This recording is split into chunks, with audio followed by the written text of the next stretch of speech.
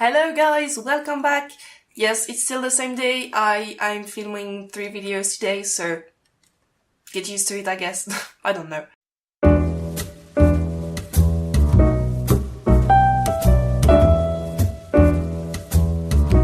So today's question is, do self-harmers have higher pain tolerance? I can definitely understand where this idea could come from, because self-harm sufferers go through a lot of pain, self-inflicted pain, that they go through a lot of pain. So maybe they get more used to it, or maybe they had a higher pain tolerance before that led them to be able to endure self-harm, if you see what I mean. The current research does show that people struggling with self-harm might have a higher pain tolerance. But these are very small studies, there aren't a lot of them. I will put links in the description to the ones I could find, but it's just a might be. It's not like, yeah, definitely. Studies do show also that pain tolerance seems to go back to normal level after recovery. So it doesn't seem to indicate that people struggling with self-harm had a higher pain tolerance before starting self-harming. And it doesn't seem to show that people having a higher pain tolerance makes them more at risk to struggle with self-harm. And another thing that studies show that I find very, very interesting is that the cause for people struggling with self-harm having a higher pain tolerance might not even be because they self-harm. It might be just because they're going through emotional struggles. One study was comparing pain tolerance in people struggling with self-harm and people not struggling with self-harm but still having mental health issues and having emotional distress. And both had elevated pain tolerance, but they had the same elevation in pain tolerance. So it might not even be because they self-harm, but just because they are going through emotional distress that they have higher pain tolerance. And finally, this is not something I've read in a study or something, it's just based on my personal experience dealing with self-harm sufferers on a daily basis on Instagram and having gone through it myself, is that I think we should separate painful experiences in 3 categories. The first one being when the pain is self-inflicted and you are in control of it. The second one would be when someone else is in control of it. And the third one would be something like an accident where something else unexpectedly harms you. From what I've seen and what I've experienced, a lot of self-harm sufferers seem to have higher pain tolerance when the pain is inflicted to themselves, but seem to find like random everyday pain, like stubbing your toe on a chair, to be as painful as anyone else. That's what I could see. Or that if someone else is hurting them, or I don't know, someone having a painful medical exam, it seems to me that the pain that these people experienced in this case was the same as everyone else. So that's something that we could say about those studies too, is that maybe it was only on self-inflicted pain, which seems to be heightened by the fact that people are going through self-harm.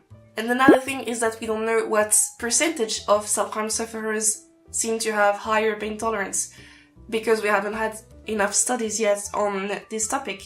So maybe just a little percentage of self-harm sufferers do have a higher pain tolerance, and that for a reason or another, these were the ones the study used. But maybe they didn't use a very large pool of people to do the experiments, so maybe it's just a tiny fraction, we don't know.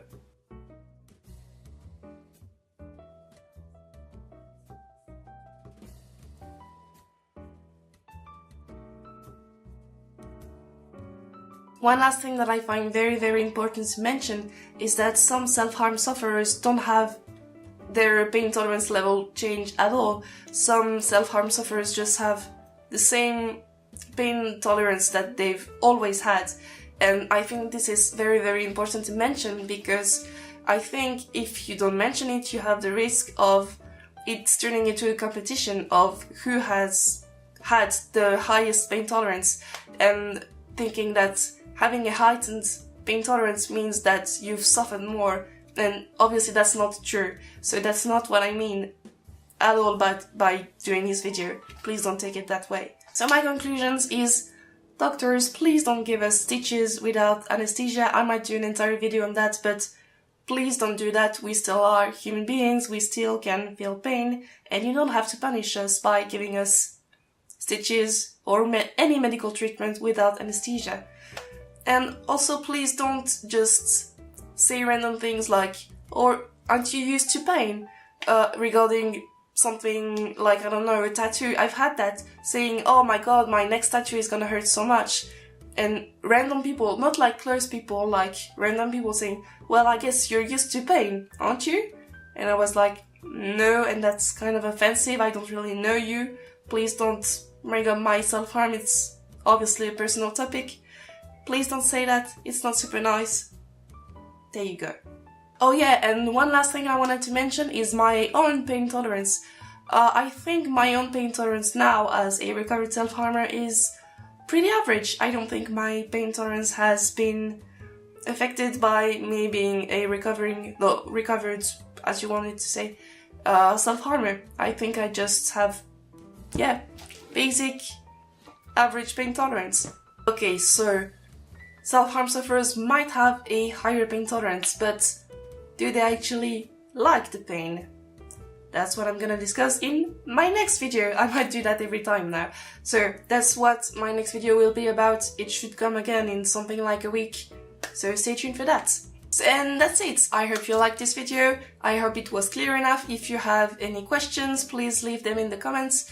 If you have anything you disagree on, leave it in the comments. If you have video suggestion, in the comments. If you want to chat with me, you can hit me up on Instagram, link in the description. We already are, what, 18,000 there, so join us. And yeah, I hope you had a great day. Bye guys.